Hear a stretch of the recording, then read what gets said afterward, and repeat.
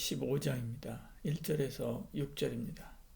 대만 사람 엘리바스가 대답하여 이르되 지혜로운 자가 어찌 헛된 지식으로 대답하겠느냐?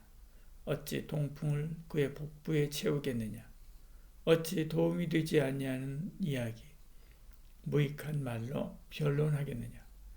참으로 내가 하나님을 경외하는 일을 그만두어 하나님 앞에 묵도하기를 그치게 하는구나.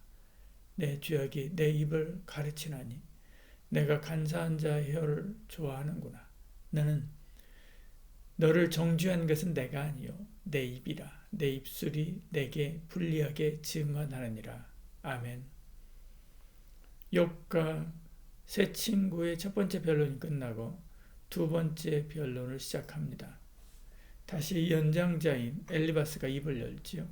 1절 2절에요. 대만 사람 엘리바스가 대답하여 이르되 지혜로운 자가 어찌 헛된 지식으로 대답하겠느냐? 어찌 동풍으로 그의 복부에 채우겠느냐? 말씀하죠. 엘리바스의 말은 오해와 편견으로 가득 차 있습니다. 엘리바스는 욥에게 헛된 말, 무익한 말을 그만하라 라고 말하죠. 불신앙의 말도 멈추고 간사한 일을 버리라 라고 말합니다. 그러면서 내 말이 너를 정죄하니 혼자서만 똑똑한 척하지 말라 라고 말하죠. 너는 어른의 말을 우습게 여긴다고 말합니다. 하나님 말씀도 작게 생각하며 불경건한 말을 한다 책망하지요. 너 혼자만 깨끗한 줄 아느냐? 이후에 너도 결국 악인처럼 멸망하고 말 것이다 라고 말하지요. 교만으로 패망할 것이다 라고 말합니다. 그러나 이러한 엘리바스의 말은 다 오해지요. 편견으로 가득 차 있습니다. 그들은 그가 얼마나 욥을 오해하는지 잘 모르지만 욥기 전체를 알고 있는 우리는 그가 하는 말이 얼마나 많은 오해와 편견으로 똘똘 뭉쳐 있는지 잘 알지요. 엘리바스가 자기 편견 때문에 친구 욥을 정죄하고 사랑하는 욥을 괴롭히고 돕고 싶은 욥을 저주하고 있는 것이지요. 그가 그렇게 한 것은 욥이 싫어서가 아닙니다. 괴롭히고 싶어서가 아닙니다. 욥을 돕는다고 그런 거죠.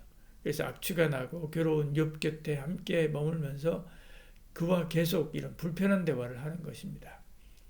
그런데 그는 자기도 모르는 사이에 오히려 자기가 사랑하고 아끼는 욥을 괴롭히고 힘들게 하며 죄를 쌓고 있는 거죠.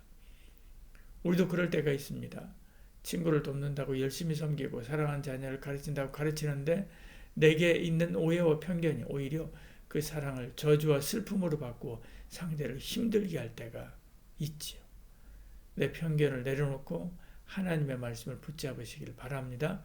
매사를 하나님의 시선으로 보려 해야 되지요. 엘리바스는 하나님의 뜻에 대해 잘 몰랐습니다. 7절에요. 내가 제일 먼저 난 사람이냐? 산들이 있기 전에 내가 출생하였느냐? 라고 이야기하지. 제일 먼저 난 사람은 아담이 있기 전에 사람이 있었다는 세상 사람들의 생각을 말하는 것입니다.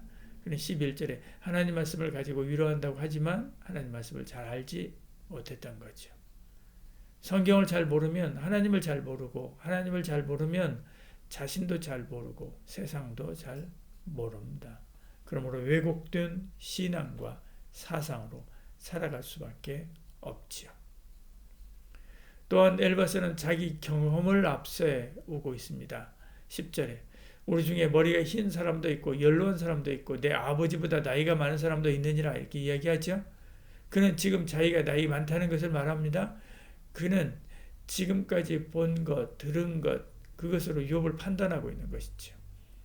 물론 경험은 소중합니다. 그러나 정확하지 않습니다.